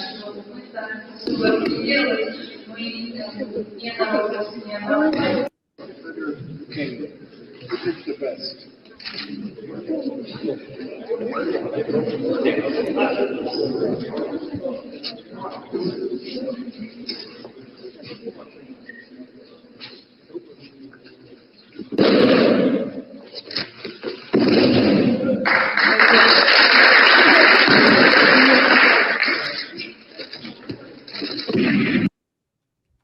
So, and that's just him showing some Aikido, and with someone who doesn't, necessarily have a long background in Aikido. And you want to see Seagal Sensei when he was really at his best. It's when he was younger, but he still has really good timing. I mean, his timing is perfect. But his understanding of Aikido and the way he explained it is just so easy, I think, for people ought to be able to understand what he was saying there. Control the distance, draw them in, always be moving, don't plant, blend. One thing he didn't say, but he showed, is you have to throw with a certain amount of intention. You can't just pussyfoot around. That won't work. It has to have a certain amount of energy to be able to work. It's a very assertive art. It's not a passive art. It's merciful art. It's meant to be. But a lot of times folks they're not putting enough into the throws. And it doesn't need to, I don't mean it should be forceful. There's a difference between trying to force it and moving through them with conviction. And if you don't move with conviction in Aikido, you're really in a world of hurt, because Aikido is, it's a delicate thing. It's this idea of using their energy and to unbalance them. and evading and blending, like Seagal just said, if you stop, even for a moment, then they're going to have you. You can't stop moving at all. And so much of the Aikido, in particular what Rokas shows, there's no movement at all. And I don't know where that comes from, because his teacher was too soft, but he had movement. But when Rokas shows Aikido, his way of thinking about it is very mechanical. There's a video he made, which I sent you, with a wrestler. The same technique, a Riminagi, and then the wrestler was breaking down why it's not going to work based on what Rokas showed him. But if Rokas had come at him with more of an attack, with more of a committed attack, then the wrestler might have come up with a different solution, or he might have even said, well, that looks fine. And their discussion of Aikido and that technique was all about leverage, and it was all about sort of technical things like that. They weren't talking about anything in terms of capturing the attack energy to unbalance the person. And so they were doing a Riminagi with the partner standing up straight and not unbalanced at all. And at a certain point, they talked about sort of grabbing the arm and pulling the person down. If you watch the video of Rokas when he had that first fight or sparring match with the MMA fighter, if you can find it, yeah. Oh, I think that's the first one in that email. Aikido versus MMA real sparring. In MMA and it's in K1 and Muay Thai. Let me share the screen. It's a very good number, I think, in terms of. It's Yeah, 4.2 million views. That one And really. you'll see that he's put comments up on the video. we may not be able to play it very long because we could get a copyright strike on it, Sure. especially one with that much. I'll even turn the volume off. That might help. So this is the one where I think he starts fighting right about here. Well, Rokas wouldn't, like, even if we did, I don't think he would go through with the copyright strike, because if anything, hey man, we're giving him more attention. So even if, we're talking about him, everybody on YouTube wants to be talked about regardless, good or bad. But there's spots in the video where he's put up text and he says things like, I'm trying to grab his arm. He says that, but that reveals to me he's not doing Aikido properly. He shouldn't be trying to grab the person's arm. He should be blending with the attack. Yeah, he's definitely not blending. When he's reaching, there's a lot. See, that's in boxing, what we do, that's called panic blocking. When you're throwing your hands out, it's what you do when somebody throws something at you, you panic block. So see, trying to grab, he's describing his behavior. He's trying to grab. It shows to me a failure to really understand how that technique he's trying to do should be working. He's trying to go for a wrist block. Aikido is not an art where you reach out, grab their wrist, and then force a technique on their wrist. That's not how it works. They try to punch you, you evade like Seagal showed. Then you slide down to the wrist, perhaps. Then you unbalance the whole body, not just at the point of connection at the wrist. And so his mentality is, I'm going to reach out and grab the guy's wrist, and then I don't know why it didn't work and why did I lose this fight? Because you're not even doing Aikido. But you would have lost the fight anyway. This is a professional fighter, and Aikido isn't well suited for this. I don't think it's embarrassing that he lost a sparring match with an MMA fighter, but he's presenting himself here and every other video as someone who knows Aikido, and Aikido doesn't work. But anyone who thinks he's trying to do Kotegashi, Kotegashi is standing toe-to-toe and trying to grab somebody's wrist, doesn't understand the basics about what Aikido is and how it works. Ken, quick question. A highly skilled Aikido guy having that light sparring session against the MMA fighter, how do you think they would fare? It's a professional fighter. The fighter's going to win almost certainly. Yeah, but he wouldn't embarrass himself like Rokas did, right? To me, what's embarrassing about that video is the fundamental misunderstandings about the art that you have a sandan in. That's what's embarrassing. The fact that he lost a fight doesn't mean anything to me. Some people are going to win a fight. Some people are going to lose it. Some people are I'm not going to name names, but someone who I learned a lot of Aikido from has studied a lot of arts. He's very good martial artist. But on a test, it doesn't necessarily look as good as he really is. The pressure, something about the nerves, really knows martial arts, really knows Aikido in particular. The fact that somebody lost a sparring match, why were they trying to spar with Aikido in the first place? For 4.2 million views, that's why. I mean, man. But for me as an Aikidoist, the idea, it's an oxymoron. Like, you can't spar with Aikido. It's defensive, like Seagal said. How are you going to spar with Aikido? Come and hit me. Okay, so if this was if he was in a fight and it was a real fight and he was just going to use Aikido, he'd get in trouble for evading. You're not allowed to run around all the time. That would be what Aikido would be like. You're trying to avoid getting gotten. And then the guy, gets annoyed and really tries to get you and he overextends himself. Then he's vulnerable. Then you might be able to use one of those techniques. But reaching out and trying to grab his wrist so that you can force a technique on him. Aikido, the name Aikido means to blend with energy, to use their energy. It's not grab and force on them, though. It's Aikido. All arts have this. When a boxer tries to hit you and you duck it and then you counterpunch, it's a similar idea. It's just in Aikido, it looks a little different than what people are used to. So you don't try to hit the guy while he's hitting you with that big punch. You're going to get knocked out. First, you have to let it go by. In Aikido, it's the same. You have to let that attack go by. Then you might be able to do kotegashi. He was trying to jump right into the kotegashi and force it.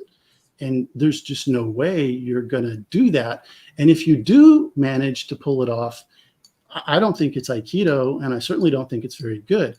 What we were seeing Sly do earlier was try to get which one of them can get the other person's wrist and then force the technique on you. And Sly's a very large, strong person. Oh, sure. Right? But that technique is kotegashi. You're not supposed to force that technique at all. You're supposed to use their energy, and it's a whole body throw. It's not just about the wrist. That technique, it confuses people because they don't understand this. Even a lot of people that do Aikido, they think it's about threatening the wrist, and then the person falls down so I don't break the wrist. That is okay, but that's not a very advanced understanding of Aikido. If you do it at a more advanced level, they're completely off balance, and twisting the wrist is just like the straw that broke the camel's back. They're ready to fall down, and you only have to twist it a little bit and they fall down. Their whole body should be thrown, not just threatening the wrist. I sent, and I'm sorry, it's a little confusing, all these paragraphs. There's a comparison here with a Riminagi. We have Rokas doing a Riminagi. We have an instructor from New York City from under Yamada doing a Riminagi. And I think we have myself doing a Riminagi. And if you wanted to look at those, you would see 3 different notions of a Riminagi. And some of the things I'm saying might be more clear, and you'd understand what I mean, this particular technique I keep talking about. Ken, I think what we're going to have to do is get you back on here, because I feel like there's just so much, and maybe even get the Aqueous guy if he's going to agree to be respectful, because he definitely doesn't agree with stuff you're saying. But if he's respectful, it'll be a good discussion. I think. Let's go over this question from Klaus Vergara, though. He said, Ken, what advice would you give to Rokas so maybe he can learn the good way of Aikido? Or do you think he's too far gone and wouldn't even be open to it? That last part I added in, by the way. I mean, I don't know Rokas like you do. I don't know. He doesn't seem very open to it at this time. And, he responds to comments. He gets a lot of comments. A lot of people have been trying for a long time to get him to realize that his approach to Aikido is not the approach that most of us take. Let's put it that way. We would just like him to stop representing himself as sort of a uniform representation of Aikido. There's a lot of Aikido out there. Your Aikido doesn't work. That doesn't mean that Aikido doesn't work for purposes of self-defense. I'm not interested in having debates about who's going to win in the octagon. I couldn't care less. I'm concerned about this outlandish claim, from my point of view, that Aikido is fake and it has absolutely zero self-defense application. That's ridiculous. So I sent you some videos at the end that'll be at the top of our exchange here. And I'm not saying I'm the best Aikidoist, but they kind of can make the point. There's one up here, I think it's the third video I showed, where I put some freeze frames in to try to make it easier for the people in the world to understand how Aikido works. What's the name of it? It's this one here. This is a defense against a straight karate style face punch. And by the way, Brian is trying to find that. Let's read this comment that Antonio put up. He said, co-host Brian is such a cool dude, has great questions and charisma. Hey, Antonio, there's a reason why he's my co-host, man. I know that. Also, and then Antonio said, go ahead. Yeah, let's keep stroking his ego. And then Antonio said he should teach Rokas boxing to add to his arsenal. Actually, Brian and Tim Witherspoon were teaching Rokas some boxing over the internet, not in person, but they were giving him some stuff, and they were working with him for a bit. And he went hardcore too. He went and he fought, man, and he got a beating. But I got to give him credit, man. He went in and he stepped in. You got to give him credit for that. That's awesome. Antonio, let me ask you a question. Is Brian cool enough to paint a picture of? Antonio painted a picture of me, by the way. That's why I asked that. That'd be great. Just don't give me blue hair and red lipstick like Michael did. Now go ahead, Mike. I'm trying to get trolls, but nobody will troll me. That's funny, man. I am looking for this. What was the name of it again? It's sorry. It's at the very top of the exchange from Wednesday. I got you. Here we go. Hey, Brian, Byzantine said, so is boxing now fake that Rokas got beat using it? Maybe boxing's fake. All I would say is, if you think it's fake, ask the Viking. He got in the ring with some of our best fighters. So all I say boxing is definitely real. Antonio said he's going to get on your painting. By the way, you're gonna have to put it next to your army one in the background after you finish that. And Antonio, I'm going to put my painting over here. It might be too big to fit in the bookcase, but I'll do something cool with it, man. I am looking for this thing. Is it the very last email you sent, David? So at the very top of the email exchange, there's a link to get into our chat, and it's the third video down, the one that I'm thinking of right now. I think the sentence starts with, "This is defense against straight karate style face punch." Okay. Oh, here, let me just Brian, I'll send you a fresh email with only that thing in there. Okay, that'd be perfect. Thank you. And so the reason that comes to mind is I put some freeze frames in there to try to make it easy for folks to see certain things and to highlight what I'm talking about when I say there are certain techniques in Aikido which are very similar to boxing. So if it doesn't work in Aikido, then it wouldn't work in boxing. This is sort of the point that I'm trying to make. People look at Aikido and they don't understand. So when I made these videos with that in mind, we really tried to show committed attacks. I told my students, if I don't move, I want you to hit me. And some people take issue with the stylistic nature of the attacks in Aikido. And we could talk about that.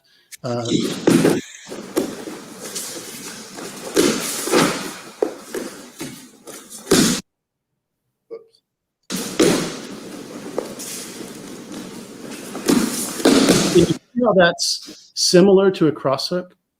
It's a similar idea. And I'm also getting the hip involved.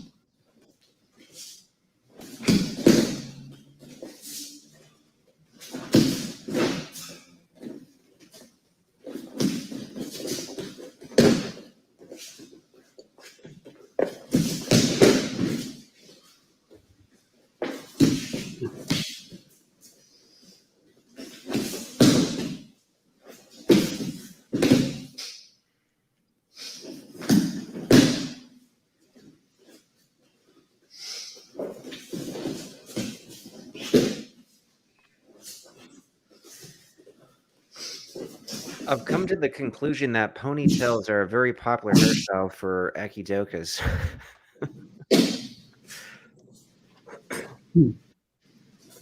I remember when I was a kid, when Seagal first came out, I tried to put my hair in a ponytail like him. It was really ridiculous.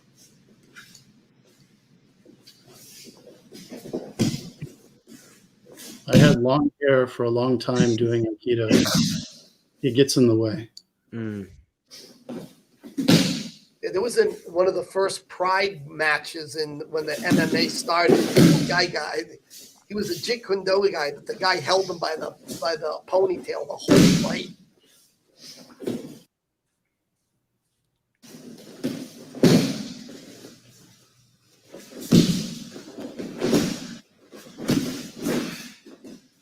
It'd be kind of interesting if you and Rokus could train together someday on his martial arts journey. If he, visited your studio, which you could tell us where it's at, by the way, because there were a couple comments in here that people said they wanted to train Aikido. So right now I'm located in the Philippines. And, Are you serious? I thought you were in America. I was, but I've been here 2 years. Okay, interesting. They're coming to visit. That's it. I really like the people here. Okay. You got a the guest culture room? Brian's going to train Aikido. So you're both boxers. So some of these techniques may look a little esoteric, but I'm sure you can see that some of the more direct arimis I was doing, it's not unlike a counterpunch in boxing. Oh yeah, you're right. You're moving and countering. But instead of, and at one point I showed the punch. I don't know if you caught that, but I showed parry and punch. And it's the same thing. It's really the same thing. This Arimi Nagi, the way we do it oftentimes, that's just us trying to be kind. But it could be a punch. Because the philosophy of Aikido is that we shouldn't hurt them unless we have to. Sure. Total opposite of boxing. Yeah, catastrophic. But you make a judgment call, so you might do strikes, and so this is double punch. What if the guy, I do this, he comes at me still. I use the fact that he tries to get a second go at me. Mm-hmm.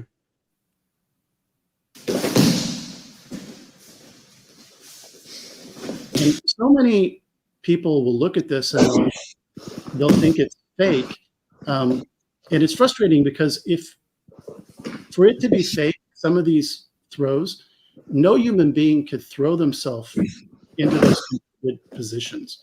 Like that only happens because they're really trying to hit me and I'm unbalancing them.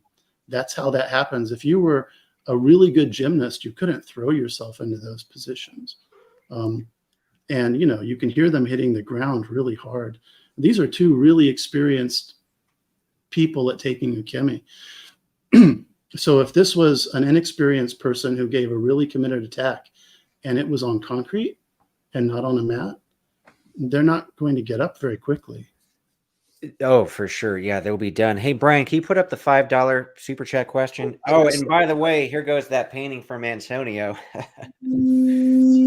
Viking Samurai. Oh man. Dude, what the hell is that? Hold on. There was Oh, okay. But put up the $5 super chat because I have to address anything. Obviously, I don't see it. Where is it? 1:46 p.m. 1:46 p.m. Hold on 1 second.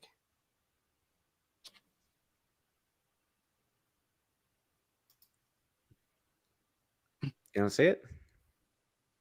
1:46. All right, a lot of it should be green because the guy. Yep, I'm looking, brother. Yep. Let's see. And thanks for all the donations, By the way, we'll obviously always have to address these comments or questions. Okay, and his username is questions. Oh, and by the way, make sure you donate right now. Viking needs it because we're doing a lot of traveling and a lot of stuff. So. Yeah, there's a lot of craziness going on for sure. You could talk about the Circle of Legends actually in Atlanta a little bit later. He said, Viking Samurai, what are your thoughts on Kung Fu Genius talking about how you'll lose in boxing? I thought you all collabed and are friends. Like, like we're friendly. I got no issue with his opinion, and I addressed his opinion in a video and why I feel he's wrong. But hey, man, at the end of the day, it doesn't matter what I say. It doesn't matter what he says. What matters is what's going to happen in the ring when I actually have my boxing match. And the action always speaks louder than words. So I could just talk myself up why I'm going to win. He could talk me down why I'm going to lose. At the end of the day, the only thing that matters is what's going to happen in that boxing ring. And I'm going to do it. I'm looking excited. I'm very excited. I'm looking forward to it. Of course, you guys know that I had my bicep surgery, which I got a massive scar because they literally had to pull the bicep back down and, pin like it back to the bone, the tendon. It's crazy. So I still can't even use this yet, but it feels fine. I'll start being able to train it the way I want soon enough, and we will all find out. What about happens in the ring. the Karate Genius? Would he ever want to do a boxing match and kind of test himself out? Jesse Ankamp, I think he does compete in certain stuff. So, and his brother is a professional Bellator fighter. So that's he's the Karate Genius. This is the Kung Fu Genius. You're talking about Jesse Ankamp, the karate nerd. I mean the Kung Fu guy. I don't know if the Kung Fu Genius would actually be willing to step in the ring or have a match. I don't know. I know he's a Wing Chun guy. I know he doesn't believe that Bruce Lee's a good fighter. I know he doesn't believe our good mutual friend Vic Moore, his stories, which Vic likes to talk about a lot because you've been talking to him a lot too, Brian. But hey, the Kung Fu Genius seems like a cool guy. But like I said, we will all find out at the end of the day what happens in the ring. He did fight full contact, so people say what they want, but I mean he was all over the place when I was a kid in the 70s. Everybody knew they were fighting. They were fighting hard, them guys. Brian, we got another super chat, man. We're actually starting to make money on this show. Thanks, guys, because we ain't getting it from ad revenue. I'll tell you that, man. But that's why we're consistently doing these on Saturday to build bigger and bigger audiences. But Mind Scramble 82, thank you for the $5. Your thoughts on Aikido versus Hapkido? Ken, this would be perfect question for you. Versus meaning in a fight, or what do I think about the arts? That's a good question. I think they're on these two arts are similar in terms of the path that they're on. Hapkido obviously incorporates, more kicks and strikes, but there are kicks and strikes in many styles of Aikido. We just don't usually show the public.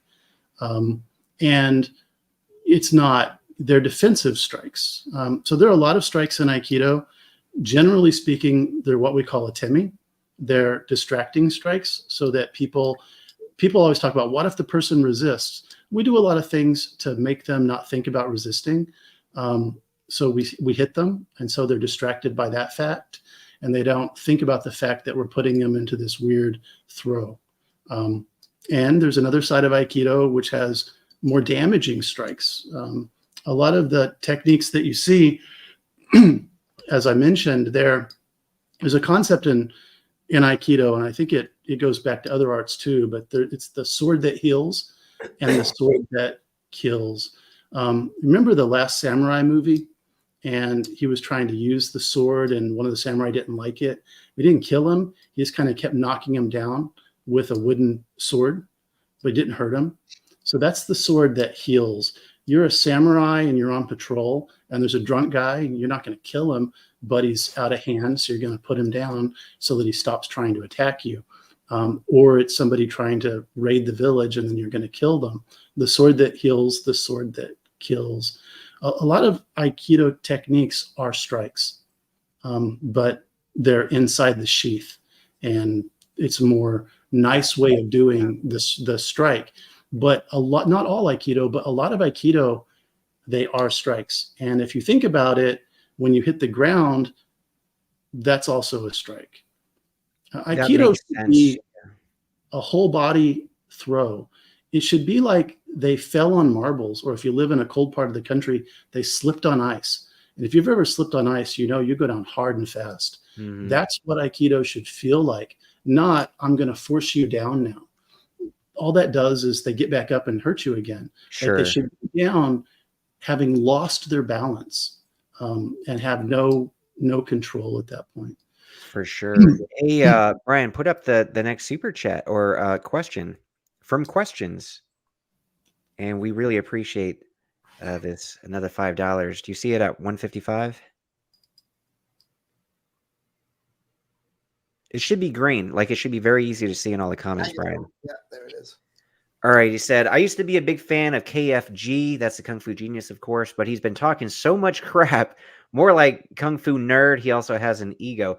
Hey, questions. You really got to root for me in my fight then, because we could rub it in his face when I win. So definitely, if you're not on my side, you got to be on my side and root for me at least for the fight so we can rub it in KFG's face.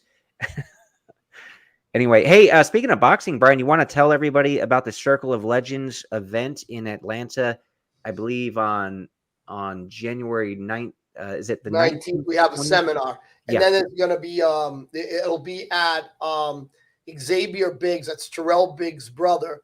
Terrell Biggs was the first super heavyweight Olympic gold medalist. And we're putting on the first Circle of Legends seminar. And then there's going to be like some fighting after the seminar event. So we'll have Ray Mercer, Hector Macho Camacho, and Terrible Tim Witherspoon, and Terrell Biggs. So you'll have all four working different things. You'll learn the Philly shell for Terrible Tim. You learn the jab that made Terrell Biggs awesome. Hector, I'm not sure what his technique is. And Ray Mercer, he was just a brute, man. He like killed, what's his name, Tommy Morrison, that legend, for that one punch. He destroyed him. Cool. Yeah, so that's in Atlanta, guys, and we'll be putting more info out about that. Hey, look who popped in real quick. Dan the Wolfman. He's a guy my man. Yeah, we're going to have to get him on live in the future, but he's also a starch defender of Aikido and Steven Seagal and, you know. Listen, man, and you got to respect it because that guy's a fighter. He fights. I mean, he'll take a punch to the face. So yeah, Ken, are you aware of Dan the Wolfman at all? I am. What do you think about Dan the Wolfman? I think he knows Aikido, and I think he understands it. To the extent that he's doing pressure testing with Aikido and the way I've been criticizing, I think that's a mistake. What I'm opposed to is trying to force techniques. When something's not working, I think we should change to a different technique or a different version of the technique. But I've also seen a lot of videos where he clearly knows Aikido. For sure, and he's going to be really cool to get on. And he trained a little bit with Tim. We did some online stuff with him. He's very good with Dan too. That's cool, man. Questions with the $10. Thanks, man. Oh, we're moving up, man. Hey, we're going to be able to get a nice lunch when I go out there, Brian, with all this money. But anyway, he said, funny how people like to crap on their roots. Rokas, a naturally bad fighter, blamed it on Aikido. Joe Rogan craps on his Taekwondo, yet has one of the craziest back kicks ever. No credit given to Taekwondo. That's one thing that like throws me off. It's like he does have one of the best back kicks ever, and his roundhouse is insane. But it's almost like he doesn't think he can do anything with it. It's like he could kill, well, not kill in the literal sense, but he could really break some ribs and take somebody out, which actually he has in the Taekwondo competition. You could YouTube it. He literally took a guy out with his back kick in competition, yet he doesn't have no belief in himself for whatever reason, which is interesting because Taekwondo has been proved effective in the UFC now. Anthony Pettis literally ran across the fence, jump kicked Benson Henderson in the face to win the title. Like, that's a movie kick, but it was real. And Rogan just doesn't believe in his own for whatever weird reason. So great comment, questions. Anyway, we usually like to go an hour. This is going on 2. We got to wrap this up. Is there anything last words you want to say, Ken? No, the thing that's challenging for me when trying to reach people who might really enjoy training Aikido, but don't understand what they're looking at, and they've heard that it's a fake art, that it's not effective for self-defense, and so they shy away from training it, and it might be the perfect art for them to train. And so the best thing to do is to go to a dojo and have an instructor explain it to you. But if folks want to understand it better before they take that leap, watching the video of Seagal where he explains it really well that we played earlier, I think could be really helpful. it can be confusing for people understanding what it is they're seeing and why does the person who's attacking seem to fall down so easily. There's something in Aikido called a kemi. So you fall down when you get thrown.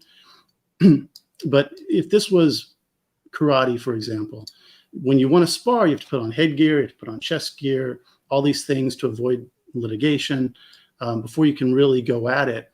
In Aikido, we use these stylized attacks. People don't understand them. We're attacking the hard part of the head here and the hard part of the head here. So nobody's going to go to the hospital if they get hit.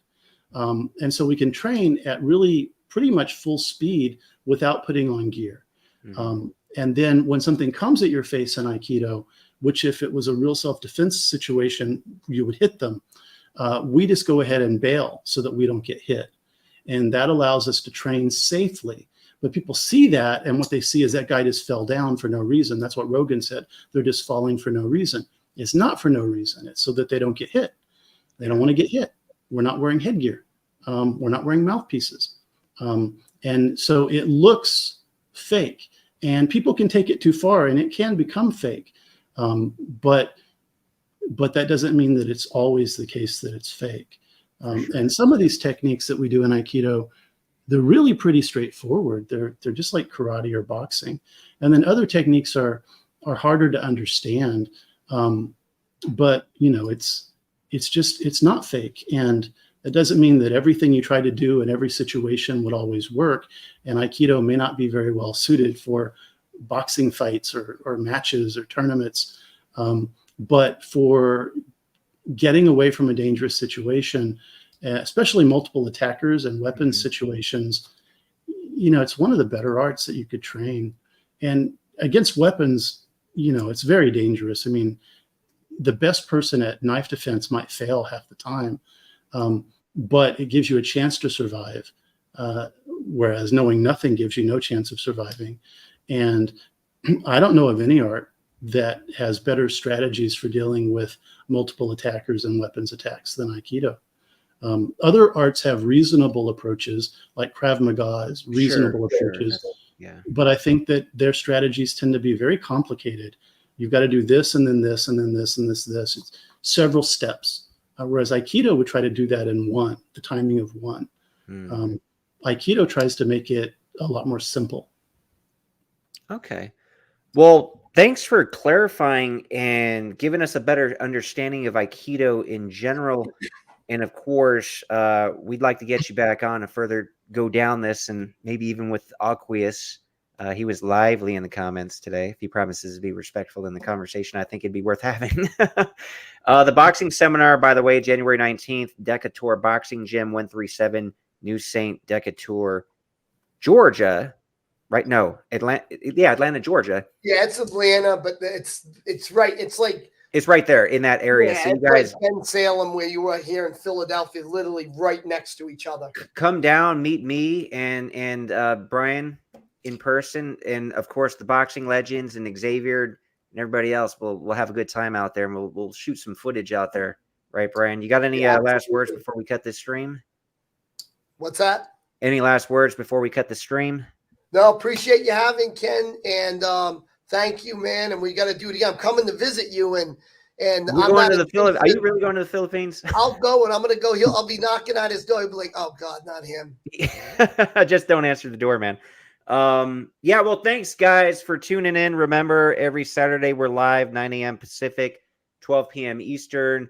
A lot of comments, great comments. So thanks everybody for participating, and extra thanks for those super chats and questions. If you want your comment and or question read and addressed, definitely, do the super chat thing. We appreciate it. Oh, one last one from questions.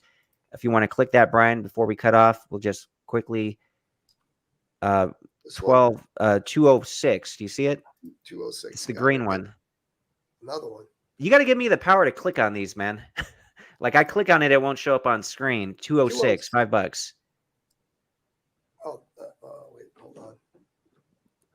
Well, he says, thanks for the wicked live stream. Respect to Ken for coming on so calmly in a world that is MMA obsessed, which is true. Brian has immense skills. VS, you got this. Yeah, the only thing he's lacking is clicking these comments in a timely I fashion. know. Aside from that, Most of the thing was look away for 2 seconds. Anyway, You know what thanks, happened? guys. I was posting the things and then it's continuing to scroll, but Oh, I'll sure. stop at Okay. where you last clicked on somebody. Okay. Well, thanks, everybody. We'll see you guys next Saturday. Thanks, Thanks, guys. Ken. Appreciate you, especially questions. We appreciate you. All right. Live stream is